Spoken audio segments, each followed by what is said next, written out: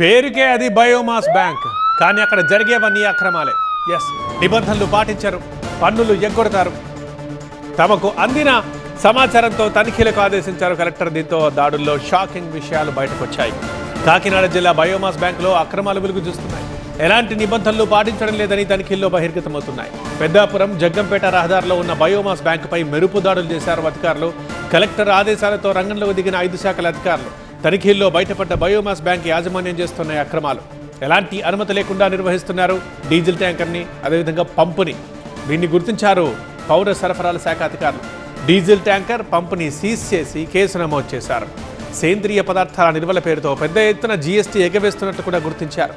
సరైన పత్రాలు లేకుండానే పెద్ద సంఖ్యలో ట్రాక్టర్లు దిగుమతి చేసుకుంటున్నట్లు గుర్తించింది రవాణా శాఖ. భారీగా ఎండుగడ్డి నిల్వ ఉన్న అగ్నిమాపక పరికరాలు అందుబాటులో లేకపోవడంపై ఫైర్ అధికారులు ఆగ్రహం వ్యక్తం చేస్తున్నారు. నిబంధనలు అతిక్రమించిన యాజమాన్యంపై చర్యలు తీసుకోవాలంటూ కలెక్టర్కు నివేదిక పంపారు 5 శాఖల అధికారులు.